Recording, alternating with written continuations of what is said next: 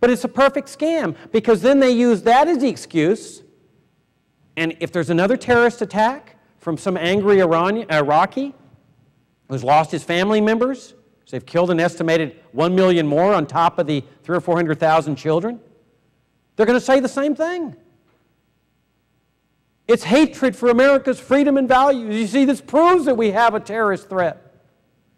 And there's going to be Patriot Act 2 and 3 and 4. And there's going to be Military Commissions Act 11, 12, and 13. There are going to be more massive spying by the NSA.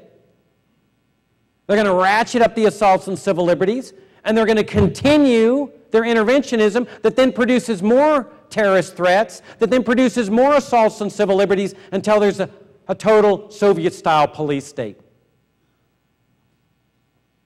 And so the only way out of this is to return to first principles. And those principles are the principles of our founding fathers, who hated empires. And they revolted against an empire.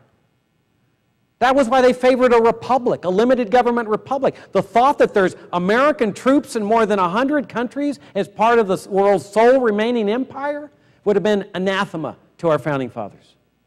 But even that's not enough. Why are there posts and bases in almost 50 states of the Union?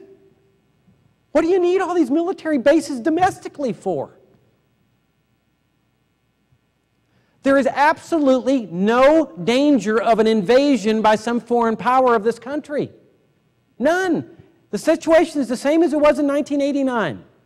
Oh, there are some threats of terrorist attacks in blowback to U.S. foreign policy. At the worst, you may have a few hundred or a few thousand people killed, but the thought, these catastrophic thoughts that people come up with, the neocons of, oh, the terrorists are coming, they're going to take over our country, they're going to run the IRS and the public schools, and they're going to run the toll booths on the interstate highways, it's just nonsense. No country has the military capability to board thousands, tens of thousands of ships, cross the oceans, and invade and conquer the United States. It's a ridiculous, catastrophic, paranoid thought. Now is the time to take this peace dividend, dismantle the empire, and restore a republic, a limited government republic. So we're talking about what conservatives call limited government, but which conservatives have never been able to apply in foreign affairs. And we limit the power of the federal government in overseas affairs. No more invasions, coups, assassinations. No more getting involved in the politics of other countries. Leave those other countries free to establish their own politics. Number two, dismantle all the embargoes, the sanctions, including those against Cuba, the trade restrictions. Liberate the American people, the private sector, the other entity. Unlimited freedom for the American people to trade and interact with the people of the world. Go into Cuba, spend money, talk to Cuban people, interact with them, talk to them about what freedom of speech means. Eliminate this isolationism of the private sector in this country. So we rein in the government, we isolate the government, we liberate the American people. Who are our best diplomats? You talk to people overseas.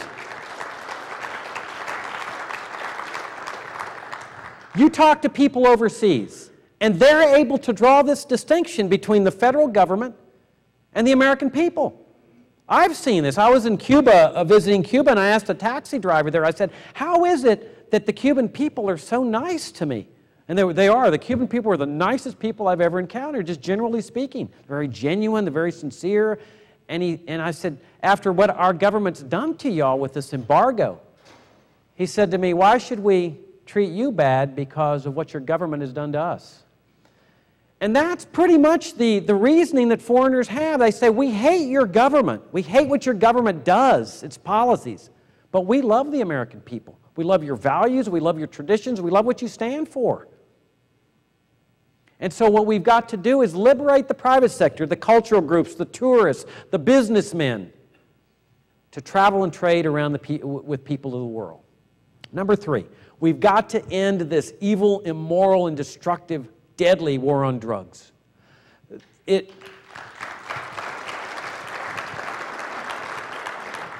This is the new front that the Pentagon and the CIA are using.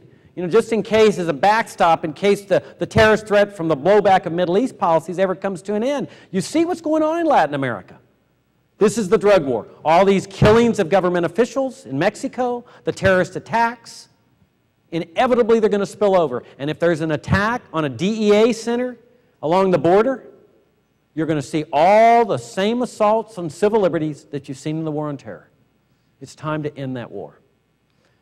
Now, so there's a way out of this. It's not one that makes Americans comfortable because they're so enamored with the idea of big government, big empire, sole remaining empire in the world, superpower, that it's very difficult for them to think in terms of a limited government republic, the type of society our founding fathers called for, individual freedom, free markets, no standing military force, no militarism, no empire.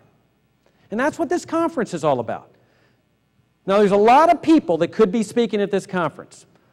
It's a relatively small band of people that are battling for civil liberties, battling for the principles of the Bill of Rights, battling against these kangaroo tribunals in Guantanamo Bay, saying that this is not what America stands for, battling against interventionism in foreign policies. A lot of people could have been speaking at this conference. Many of you that are in this audience that are not lined up as speakers could be speaking. We had a limited amount of time. But let me tell you something about these speakers as well as the people in this movement, conservatives, liberals, and libertarians, that are battling to restore the principles of liberty on which this country was founded. These are the vanguard of the people that are fighting hard to restore the founding principles of this country. These are your Sakharovs. These are your Solzhenitsyns.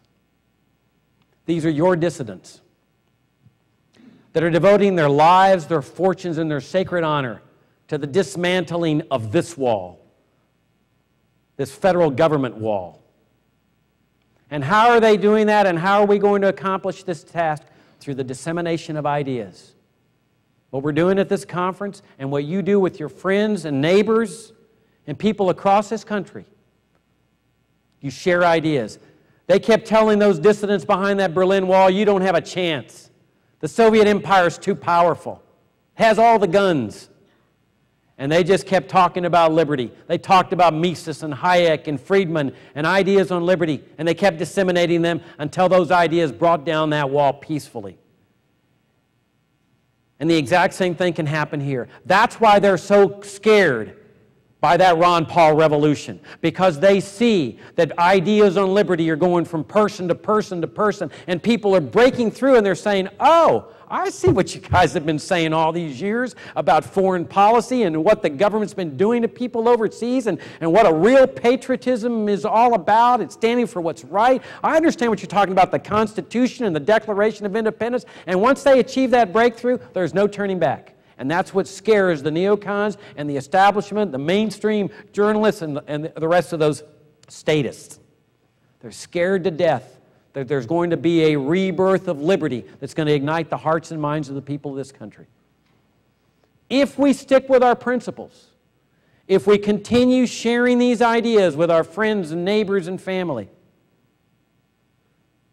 I have absolutely no doubts that it is the destiny of the American people to break free of this darkness and lead the world into the light, lead the world into the highest reaches of freedom that mankind has ever seen.